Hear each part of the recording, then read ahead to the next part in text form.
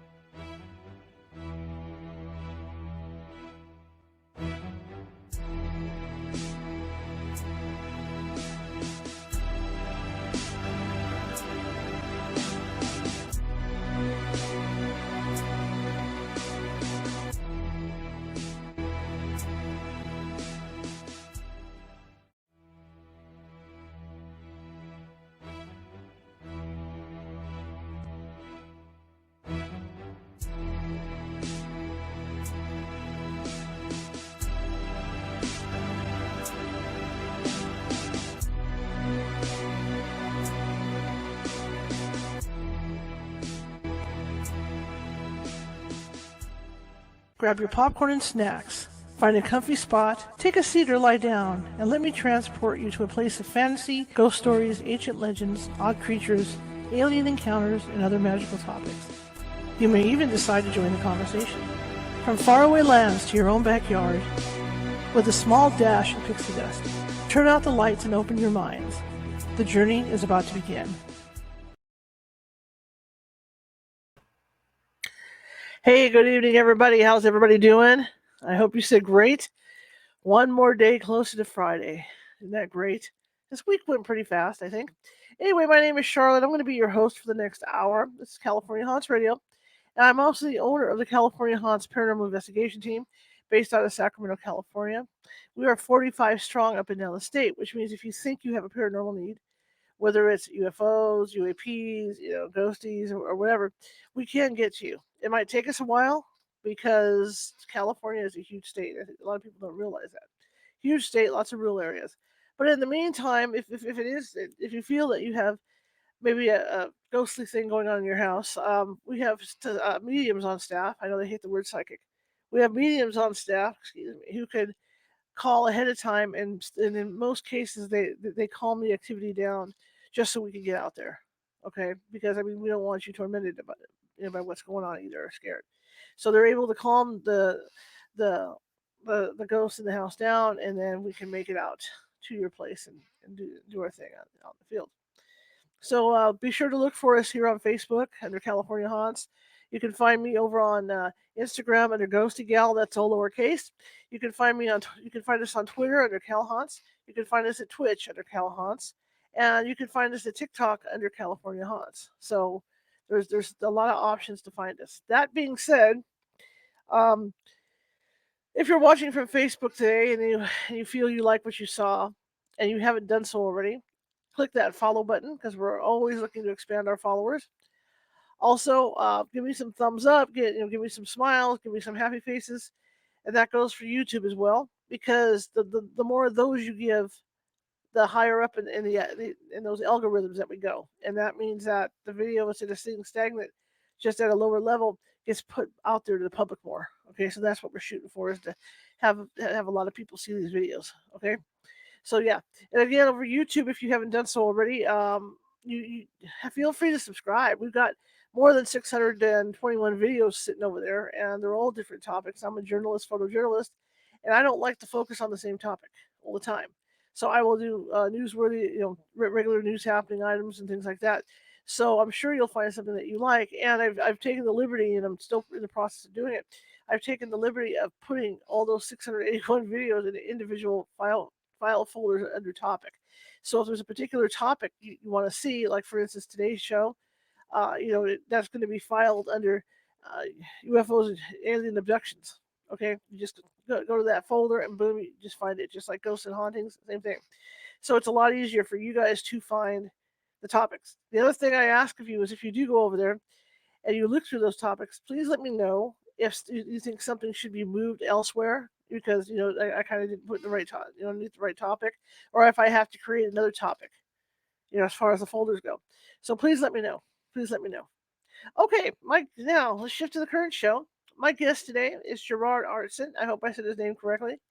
And he's got an interesting story to tell. There's a gentleman named George Adamski, and I don't know if you guys have heard about him. And I'm just gonna smooth over this and let Gerard tell you more about him. But he took some unique photos back in the 50s, and I think the story of these photos and what transpired afterwards is going to be interesting to you guys. In that, even with what I do as a ghost hunter, there's always a debunker out there. There's always someone, you take a photo, and there's always somebody out there to say, "Oh no, I think it's this," and you stand there adamantly and go, "No, no, no, nothing was in the photo when I snapped the picture." But there's always someone out to debunk it, and they'll recreate it. Just they'll try to recreate it just to debunk it. Just people that do that stuff. Last night, as I read through the material that Gerard sent me, it was really interesting in that, even though we don't have the copyright to show these videos and photos, I was fascinated by one group of photos, actually two, and it involved that Navy jet sighting back. What was it, last year, the year before? So I'm going to let him tell you about that. But that caught my eye, and then there was another one done through the Palomar telescope, and that was fascinating because it coincides with something this gentleman did. So anyway, I'm going to bring him on, and we'll start the story. And here we go. Good evening, sir. Hello, Charlotte. Charlotte, Yes, how sir. are you? Good. How are you? I'm good, thanks. It's evening here. It's relatively early morning there, I understand. Yeah. So tell me about you, sir. I'm sorry. Tell me about you. Um, I'm a teacher trainer in Amsterdam at the School of Education, and our students will be teachers of English in secondary schools here in Holland. And besides that, I've been a student of the Ageless Wisdom teaching for over 45 years now. Cool. Um, and before I became a teacher trainer, I worked as a translator. But I've always been interested in the esoteric side of things, and I became interested in George Adamski's story. Properly interested in the noughties of this century when Hmm. I learned about his early writings. And That's when I started investigating, researching, and writing and publishing.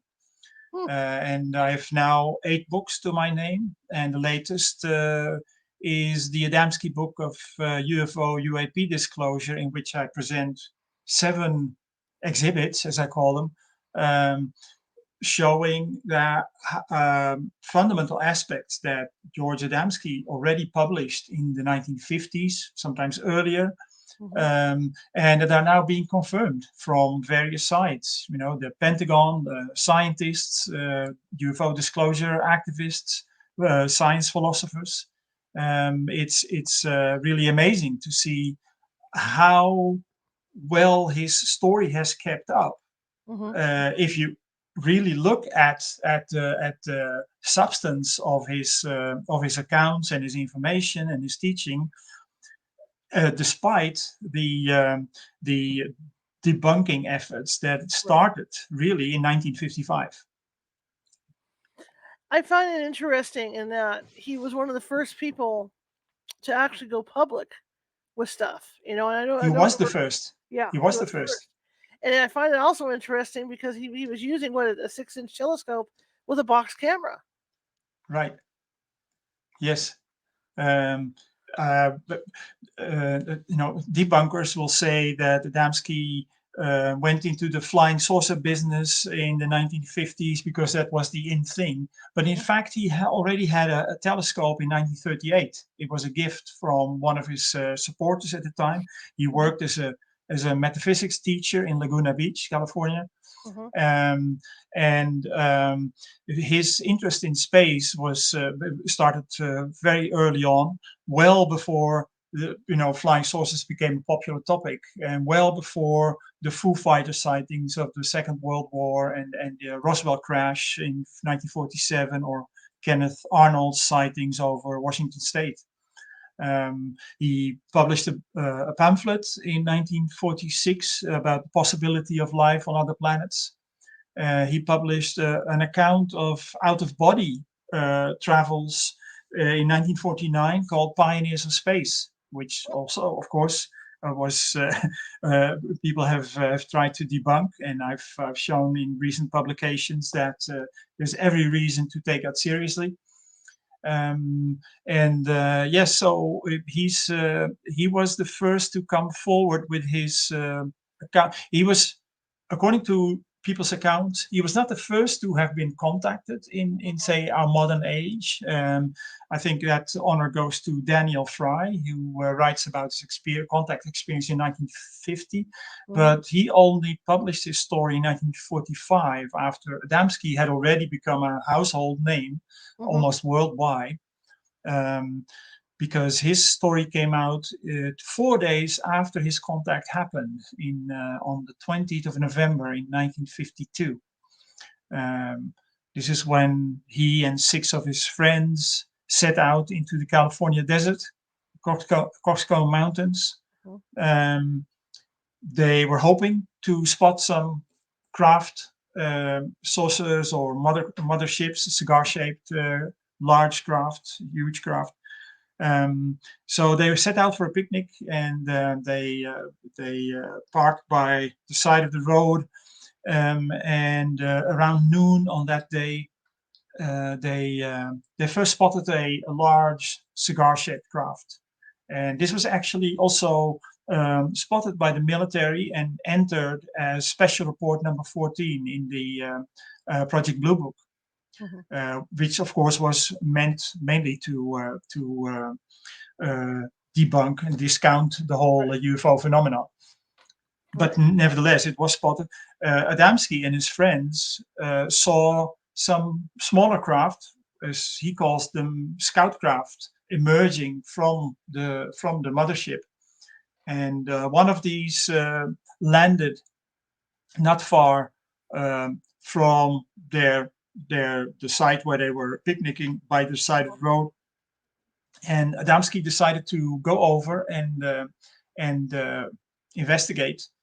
His friends stayed by the side of the road, but kept an eye on him. Or they were able to see what transpired as he approached the craft that was sticking out from behind the hill. They could see the craft, and it also shows in one of his photographs that has recently been enhanced, and it's become very clear. Adamski, admiring this ship, this flying saucer, unknown craft, looked like nothing that was known on Earth, and he was in awe. And suddenly he realized he was in the company of someone who was stood just I don't know 10, 20, maybe 30 yards away. Don't remember. He describes it in his book, in his part of the book, Flying Saucers Have Landed. And there he sees a very human-looking being, but according to his description, much more perfect in physical appearance than, say, the average human being on Earth. And they engage in an exchange, mainly telepathically. Later on, from February 1953 onward, he will have more and regular contacts with the same person, but also with other people from the spacecraft. He describes them as just as varied as people on Earth. Some are light-skinned, others are darker skinned, male, female, what have you. Short, tall, everything. So very, very familiar looking. Except this person tells him, and on those later occasions, he finds that they do actually speak. They make a point of learning the language of the people of the country where they will land or seek to contact people. Interesting. And they also have, and this was confirmed in accounts from several other contactees, they also have a device that helps them translate to communicate with the terrestrials when, for instance, they've not yet mastered the language. So on that first occasion, the exchange was mainly telepathic, and that was, according to Adamski, as he found out later, to test his abilities. Was he sensitive enough, telepathically sensitive enough to be able to do that?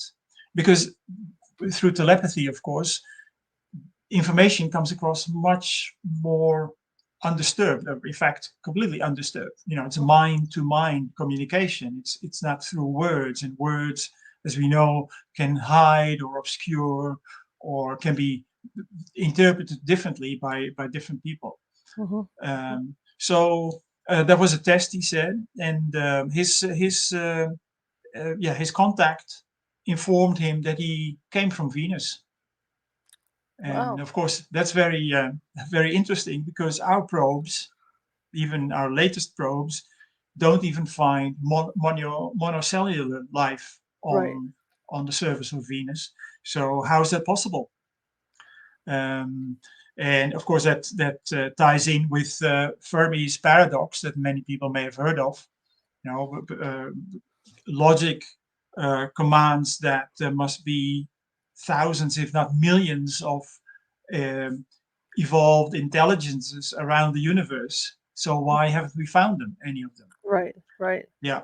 Well, and this is where my background as a student of the Ageless Wisdom comes in handy, because the Ageless Wisdom tells us that beyond the three physical planes of matter that we know, the solid physical and the liquid and the gaseous physical, there are four further planes of matter, subtle matter, which are actually beyond our range of vision. Just as, some sound frequencies, quite a lot of sound frequencies, lie beyond our hearing range. Right, Some frequencies can be heard by animals, dogs, but not by us. right. Same with light. Different frequencies of light are completely, beyond our range of vision. And interestingly, of course, as science has been telling us, astrophysics, based on their calculation of the mass of the universe, they say that 96% of the universe, they can't pinpoint it. They can't point out where it is. Hmm. They do see the interstellar gases and all. And if they add everything up, all the planets and the stars and the gases and what have you, everything that they can see and pinpoint, that only amounts to 4% of the universe, according to their own calculations. So to me, it makes every sense that the information coming from the Ageless Wisdom teachings, that there's higher planes of matter that we can't see, um, would indicate where extraterrestrial life may be found. It Right. also Wow. explains why UFOs, they're not generally visible. They're Right. visible when they want to be seen, when they're ready to be seen. And they can be gone in an instant, not by speeding away. They're Mhm. just gone out of vision, or they drop into our view. And according to the information, again, from the wisdom teachings, and also from the accounts of other contactees, this is because the visitors are capable of, through, let's call it flicking a switch, Mhm. to lower the rate of vibration of their atoms, Mhm. so that they do fall into our view, their craft or their bodies. And if they want to be gone, they want to be invisible, they just return to their original state in an instant. So, it explains so much. And for instance, some UFOs are seen as shiny metallic objects, very Right. solid. Others have been seen as nebulous cloud shapes. Of course, they're called lenticular clouds, but maybe lenticular clouds aren't clouds at all. Mhm. And others have been seen as lights in the sky. So there's different stages in which they allow themselves to be seen. And yeah, Adamski, see, you said you're interested in these photographs, and we can talk about that because they Right. are interesting, and they show that Adamski was recording the same craft that the Pentagon is now admitting Yes. these are real. But what is more interesting is that um, in recent years, scientists have been looking into the nature of reality. Where does our objective reality come from? Mhm. Um, I've just pulled out some books from my own bookcase that I use also for my own research. Is consciousness primary? Here, Professor Laszlo, what is reality? Mhm. These scientists have concluded that at the basis of our objective reality is consciousness. There's a field of consciousness from which everything that we regard as physical, objective, um, is actually is a shadow, emerges from this universal field of consciousness. And you know what? Guess who was teaching this in the 1930s? Wow. George Adamski. He was in his first publication, The Invisible Ocean. George Adamski was teaching exactly that. So yes, people see, people want to be convinced. And that may or may not happen through photographs or through anomalous materials. One chapter in my book deals with anomalous materials that Adamski showed in 1954. He said he picked them up when he was first invited on board a flying saucer in February 1953. Little pieces that were thrown out by the pilot of the flying saucer that he was getting into. In my book, I quote Professor Gary Nolan from Stanford University, who was asked by the Pentagon to analyze very similar looking anomalous materials related to UFO sightings. So people want, and that's interesting because people want evidence, and they want physical or visible, they want to be convinced through physical objects or photographs. But of course, unless you've gone through the experience of sighting an actual flying saucer or having been contacted, there will always be people for whom no amount of evidence presented by someone else will be enough. Right.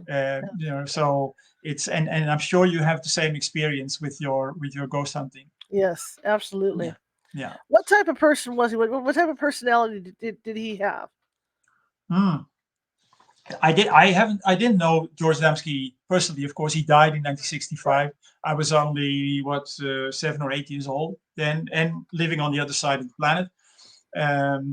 Was born and raised here in Holland. But from the accounts, it appears that he was a very a very friendly and easygoing character. Was very easy to relate to, who was always accessible to people, who was always ready to share his experiences.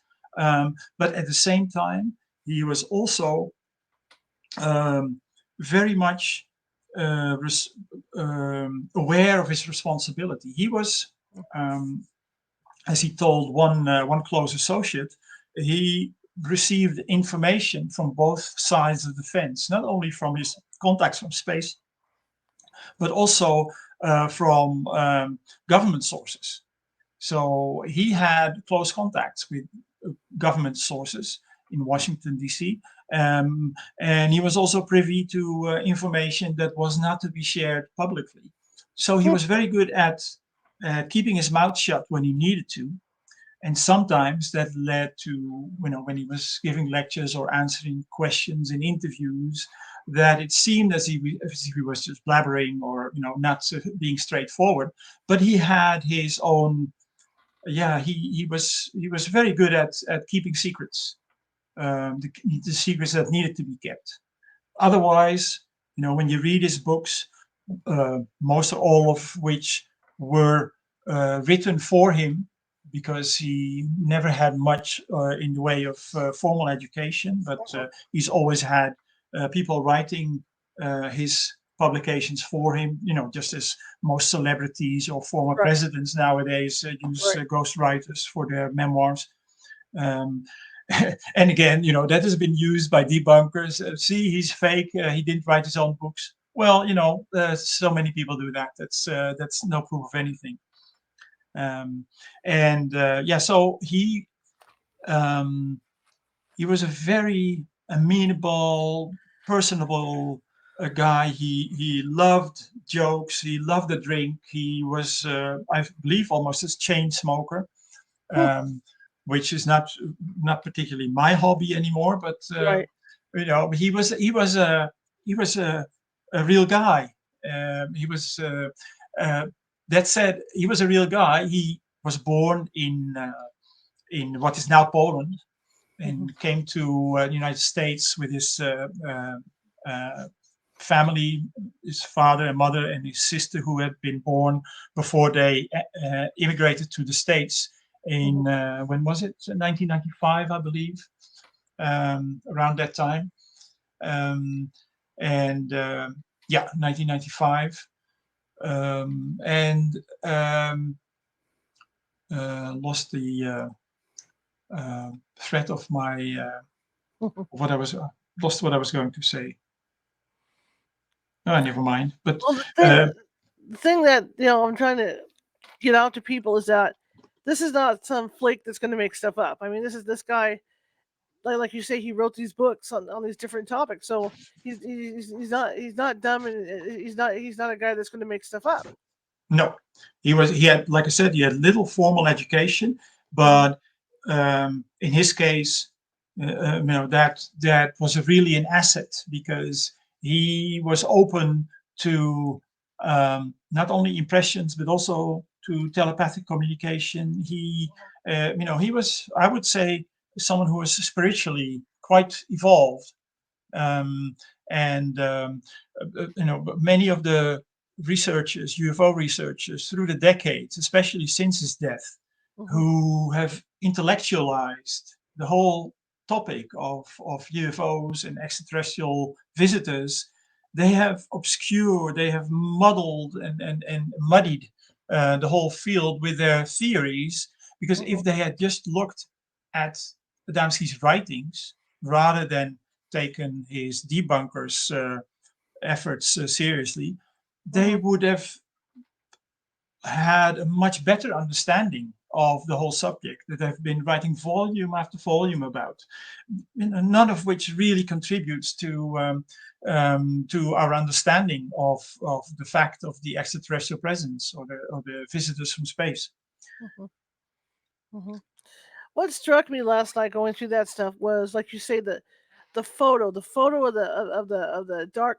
I'm going to say dark, kind of like dark shape of the what looks to be a flying saucer uh, near the moon, and then the comparison of what you had from the photo, the photo still from the video from the Navy plane, because it's the same object. Well, it's the same type of object, object that they're getting.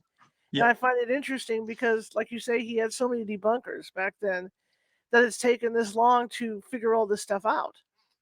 yeah, it's amazing, but it is because, well, the debunking began in 1955 Mhm, through Jim Moseley, and mysteriously, Jim Moseley, he was a well-known figure, a debunker in his day already. He posed as a skeptical UFO researcher, but he was just, as he later admitted, trying to cause as much confusion in the field of flying saucers as possible. mhm, But on his page on Wikipedia, his debunking of Adamski is still listed as, or hailed as, the first um, serious analysis of the Adamski material. And it's complete rubbish, and it's by now it's been completely refuted. mhm. The photo that you referred to was taken in 1950, Okay. and Adamski took several photos. He started taking photos, I believe, in 1946, in an effort to capture these spacecraft. Um, and this one in particular shows a very clear saucer-shaped craft against the moon. In my book, I use, next to the video still from U.S. Navy, um, I've used an inverted version of that Adamski photograph to make it come out black, the shape black against the light face of the moon. Um, Whereas the craft in the Navy video still was taken through an infrared camera. Yeah, Mhm, so there's no details visible in either of these photos, but the similarity in the shape is mhm, just astounding. mhm, And even even in with that, with much lower resolution and no possibility for digital enhancement, in Adamski's crude 1950s photograph, you can discern a slight force field around the craft that is also visible in the US Navy video still. It's fascinating. It is fascinating, and I can see, for because of course, I have to have debunkers on my team to kind of balance things out on my, and I can see how the debunkers would go after this stuff because I mean, there was nothing like this out there at all. And here No, he was getting these photos, and when you think about the antiquated equipment he was using, being a box camera, In fact, it looked awkward to me. He must have had that telescope balanced really well, because I know with my telescopes that I have, just just putting on an extra camera on there can start it moving forward like this. So he must have had that thing balanced out, because that camera is not real small. Mm. Well, this was actually a small box camera. Okay, Um, it looks bigger uh, than when you see the photo. It looks big. It looks fairly good size. uh-huh. Well, you've seen the photo Yeah, of Adamski with his telescope yeah, and the box camera on it. Yes. yeah, Um, yeah. Well, I don't know. Maybe it's something like this. yeah, yeah. He'd been using that at least since 1946, maybe even earlier. I don't know. Mhm. So and he says that the 6-inch telescope he liked very much, and he was asked by people at the what was it again? Some laboratory. Let me see if I can find it quickly. Some laboratory um, he was asked if he could help in photographing the craft, because it was much easier to maneuver his Mhm. 6-inch telescope. Here it is. Oh yeah, the Point Loma Navy Electronics Laboratory in San Diego. Two people came up to him at one point to ask in 1949, I believe, if he could help trying to catch these mysterious craft on photographs. Of course, that was also debunked, as I describe in that chapter. Right. Um, and the person that Adamski identified later came forward saying, "Oh no, it was all a load of bull. It wasn't, it was all made up by Adamski." Right. In 1988. But 33 years earlier, he had already been asked by Jim Moseley about his encounter with Adamski and how much Mhm. was true of that. And then he only or mostly denied one detail that Adamski had written about a UFO landing in Mexico City. He Hmm. didn't deny the whole story in Right. 1955, but he did in 1988. So and you see that all the time with people who had an official function in the military or in some scientific capacity, and especially as the years went on in the late 1950s and the 1960s, these people couldn't afford to be associated with UFOs or Adamski anymore, because Adamski had been he'd been murdered in terms of his character. He'd been derided and defiled, and nothing was left of him in terms of respect in the scientific community Right. or the media. Right. Um, and increasingly so in the field of UFO research. Mhm. But and so they whatever they had said or confirmed to Adamski in earlier years, they now had to deny, and that has happened many times. The other photos I thought were interesting too were the photos that he took of just the night sky with the Hmm. I think there's three objects in there, and you know Palomar Observatory picked up the three objects as well. Well, I wouldn't say and I wouldn't claim that they are the same three objects. Well, I mean, yeah, Um, but in the same area. um, or even the same area. What's interesting in those photographs is that Mhm. Adamski's first publication, before his first book came out, or before the first report of his first encounter appeared in November 1952, he had an article in Fate magazine.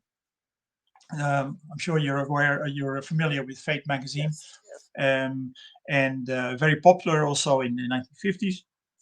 And it was illustrated with several photographs, very early photographs that Adamski took, also in 1950. And one of these showed the moon with a formation of what he saw as four lights, Yes. just near the moon. Um, and in my book, I only use a detail from that photo to focus in on that light formation.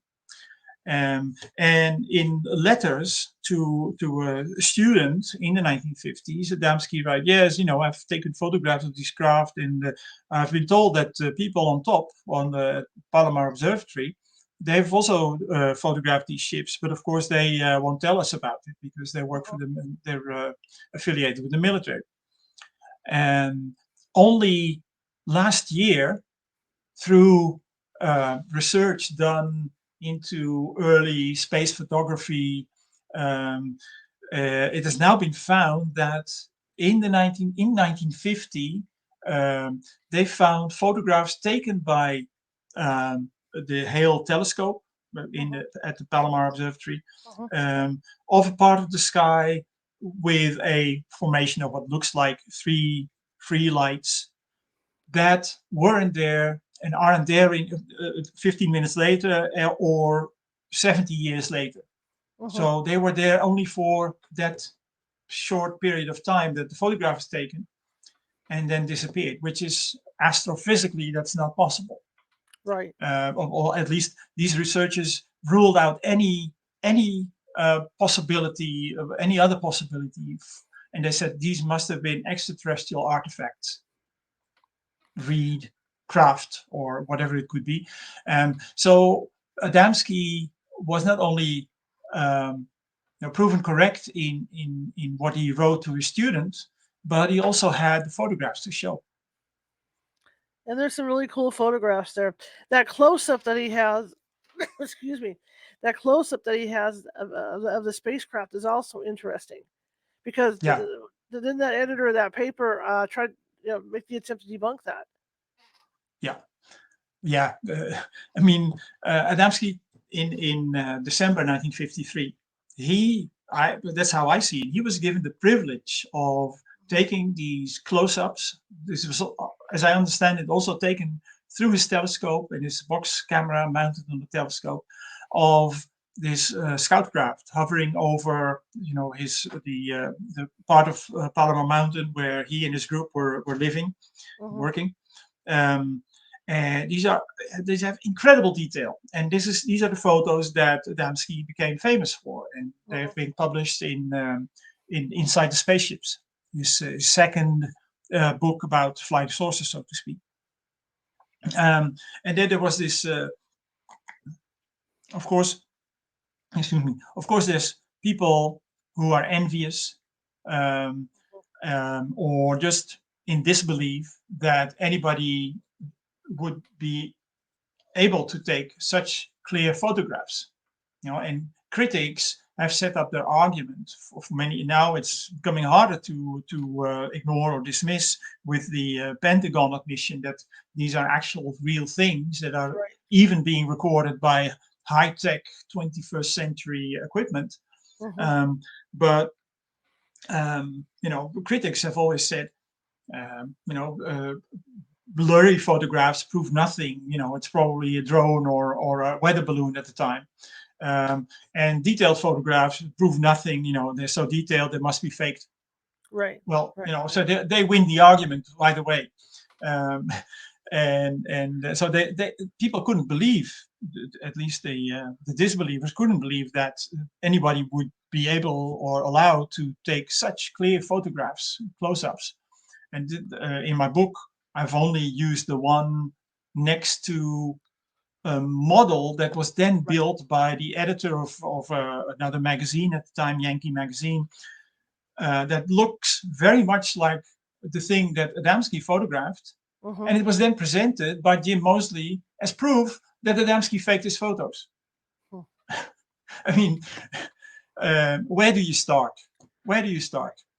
And there's many other and many people through the years have, through orthogeny and all kinds of things that are really way out of my field of expertise, to show that Adamski's photographs were really real.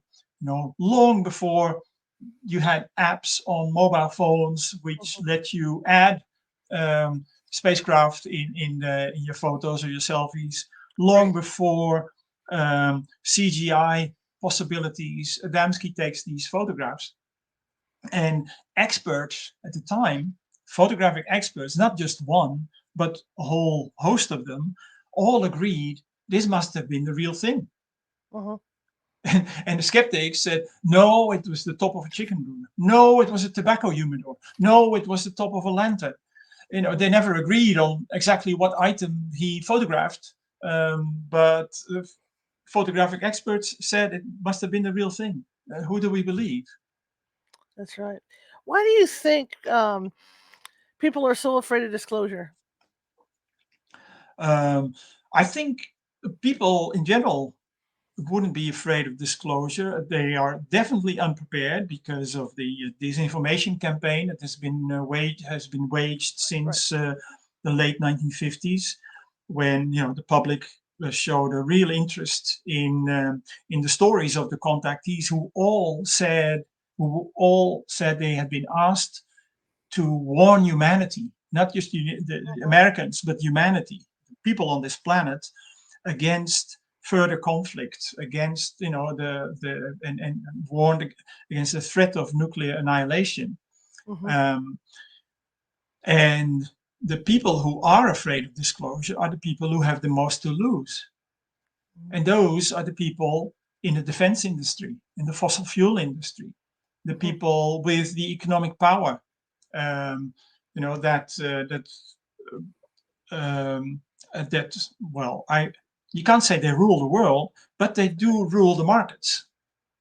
We have been led to believe in the last 40, 50 years that the free markets are basically the best way to secure democracy, through neoliberalism.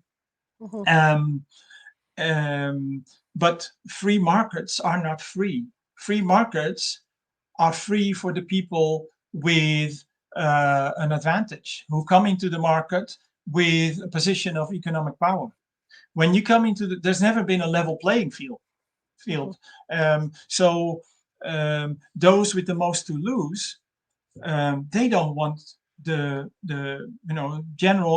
average human being, the general population, to know that life is not limited to planet Earth.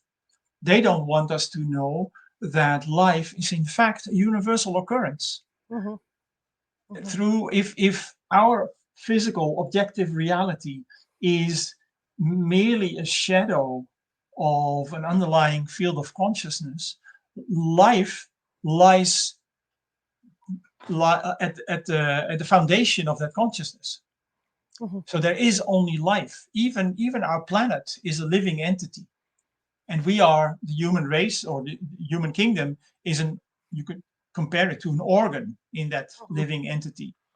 The animal kingdom is another organ in that entity, and we all depend on each other. And that's Right. why the present time is so dangerous, because our intellectual abilities allow us to exploit the planet, to exhaust its natural resources, to pollute our own environment on which we depend for our existence, Mm-hmm. our breath. Um, and interestingly, in terms of information and communication technology, we now accept, since the 1990s, that the world is connected. We know in an instant what happens on the other side of the world, whether it's something important or something completely trivial. We know it in an instant through our social media. But the same notion hasn't really dawned on us when it comes to our moral and ethical view of each other and Right. of our connection to the planet. And this is the dangerous part. And this is where it is so essential that we do have disclosure, that we do realize that life is universal, it is interconnected. Nothing that happens here can happen without it having an effect in the rest of the solar system. Mm-hmm. It's even a scientific fact. It's called entanglement, and Einstein referred to it as a spooky action at a distance, and that refers only to how particles relate to each other. even if they are as far removed as being on this side and on the other Right. side of the universe. But and that's what it is, and we all depend on the same life breath that flows through not only our planet but through the solar system and the universe. And the visitors, and that's the whole point. George Adamski said, let me just look it up. He said in I believe it was 1955. Here it is. The main thing is not a question of sources, my experiences or anybody else's. The main thing is what is really transpiring in this world. That is more important than any individual or phenomena that's taking place at this moment. So he realized the flying saucers or UFOs or UAPs or whatever you want to call them are not here. The space visitors are not here to present us with a nice paranormal enigma to Right. keep our curiosity going. They Right. are here to instill on us the fact that life is universal, that we are part of a greater whole, of an eternal whole. Um, and we need to realize our part in our responsibility in that whole. And that is why they are here. And that is why they've been contacting people. People have been ridiculed, of course, by the powers that be to keep them from being taken seriously. Um, but it's not just George Adamski. In the United States alone, in the 1950s, I noticed in your introduction, you said you had your videos on your YouTube channel categorized, Mhm. and this video would go under UFOs and abductions. Well, Mhm. let me ask you: Sure. in the 1950s, we had the contactees: George Adamski, Daniel Fry, Buck Nelson, Truman Bethlehem, Howard Menger, and a host of others. That's just the United States. There's been many, around the world, some of whose accounts have been translated into English. None of them talked about having been abducted. They were invited on board. Okay. When do we hear about the first abduction story? Well, after the public interest was raised for the message, the extraterrestrial message, to call on humanity to work for international cooperation to solve our Mhm. problems rather than nuclear conflict. Mhm. When that started to concern the authorities, they started the disinformation campaign. And part of that disinformation campaign was to distort the public perception, scare and confuse the public, I see. among other things, by inserting these stories of alien abductions and cattle mutilations. Mhm. I'm not saying that people didn't have these experiences, because Right. many people have come forward with these experiences. What I'm Right. saying is that these experiences have nothing to do with extraterrestrials, with visitors from space.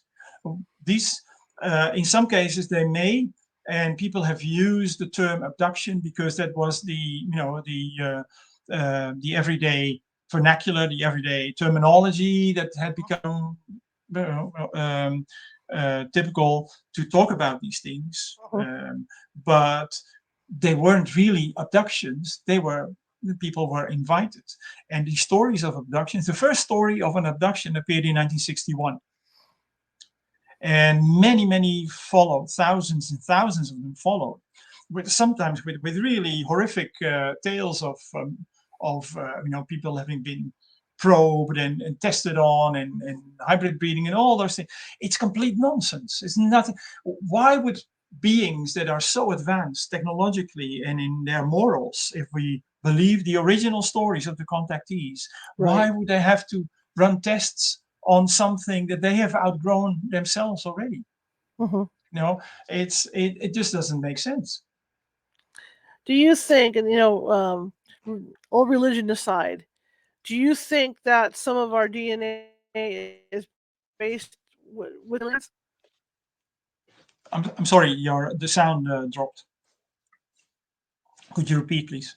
All religion aside, because I know people have their own religious beliefs and all that, but like you're saying, why would they want to mess with us? Do testing. Are you saying that, or the way I feel with what you're saying is that the possibility that we are alien based to begin with. That we've got Well, alien, DNA in us already, so there's no reason for them to well, test, right? if life is universal, what is Right. alien? Who is alien? Mm-hmm. We're part of the same brotherhood, human brotherhood around the universe. Mm-hmm. In chapter 5 in my book, Exhibit 5, I show how, I use a headline of an article that Adamski published in 55, I believe, saying human beings exist throughout the universe. Well, recently, evolutionary biologists have come to the same conclusion Mm-hmm. um, through the theory of evolutionary convergence. The insight is growing that where carbon-based life occurs, Wow. evolution occurs, Right. and it follows most likely the same path, very similar path as it has on Earth. So the result, more likely than not, are beings that are very much like ourselves. What is alien? Alien is Mm-hmm. what goes against, the human heart, what goes against the golden rule, to treat others the way we ourselves want to be treated. That is alien. Mm-hmm. Okay. And a false sense of separation, that is alien. If anyone who teaches us or tries to convince us that we are separate and we need to compete for a living or for our place under the sun, that is alien to who we really are. And that is the Mm-hmm. core of the message from the original contactees. Why in throughout the 1950s, none of the contactees in their accounts, whether in the States or in other countries, have none of them come forward with the story, oh, I was abducted. It's because it didn't happen. Right. It was invented to scare and confuse the public, because the the uh, the essential message is we are human brothers and sisters. We are our brother's keeper Mm-hmm. in the sense that we need to look after each other and the planet. And if we, Mm-hmm. if we don't do it, we'll just compete ourselves into oblivion. Do you Um, think there's ever? Do you think there's ever going to be a day where people look? Everybody can look at his photos and say, "Oh yeah, that's real stuff," or you think there's still going to be debunkers out there? I think there's a nice quote that I use in my book. Mm-hmm. New scientific notions do not become mainstream because people have been convinced, but because the old generation dies and a new generation grows up with them. Mm-hmm. And I believe the same will be true for Adamski's photos and the accounts of the other contactees. Um, it's a matter of time, and also I believe this is such a crucial time in the history and the evolution of humanity, as I outlined before. Um, and the extraterrestrials are not just they're not here to save the world, but they're Mm-hmm. also not here to just for fun and to see how we destroy ourselves um, as spectators. They are here to help. They've been helping us in terms of also by accounts of Adamski, but also his main Italian contact, Dr. Alberto Perego, who said the same thing, by dredging the atmosphere of nuclear fallout Mm-hmm. that would have otherwise, through all the explosions and tests of the nuclear bombs and the nuclear power stations that have been going on since 1945, um, our atmosphere would have been unlivable on this planet. Right. Um, and so they've been helping, and they are here to inspire us, and also in support of a major event that will, according to the Ageless Wisdom teachings, that will see the beginning of the end of the present confusion for humanity. And that is that at the beginning or end of every cosmic cycle, when Mm-hmm. there's a new cosmic alignment with the next constellation Mm-hmm. in the zodiac, new energies start coming in or become dominant. Um, Mm-hmm. and at the beginning or end of every such cycle, a teacher comes forward, because what we're talking about is the evolution of consciousness, And this doesn't stop with the Mm-hmm. emergence of the human kingdom on a planet from the mineral, vegetable, animal kingdom. It continues. It continues to higher and higher states of consciousness. Also on this planet, Adamski describes his contact as very wise and incredibly, empathetic and the highest morals and ethics. Well, a similar evolution is taking place on planet Earth as well, and has already led to the emergence of a group of, people emerged from the human kingdom, but who have transcended the human state of consciousness. In the Ageless Wisdom tradition, they are known as the Masters of Wisdom. And from their midst, in every cycle, a teacher comes forward. Right. 2000 years ago, this teacher manifested through Jesus, and before him there was Buddha and Krishna and many other Hermes, Hercules, in mythology. And we are now living at such a crucial time that, according to the teachers, to the teachings, we can expect to see a new teacher for this time. And again, this teacher will not save us. We will have to do the work ourselves. We have created the mess that we're in.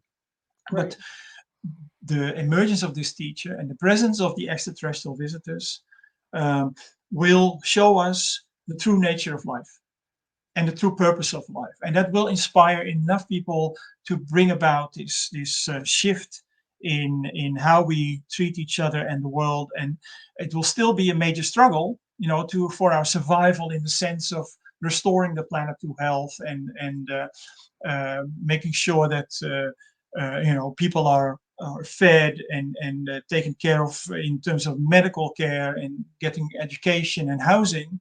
Mm-hmm. There's enormous amount of work to do to bring back the planet to the state where we can actually begin to grow into this more cosmic consciousness.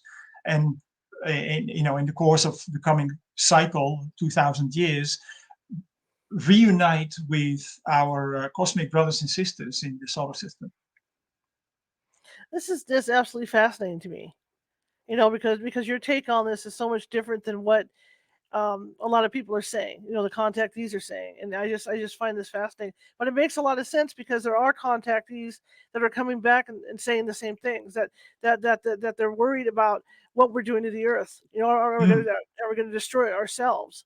There's a lot of that talk, and so it's 50-50, I guess, for whatever people are saying and what people are going to believe. Yes, yeah.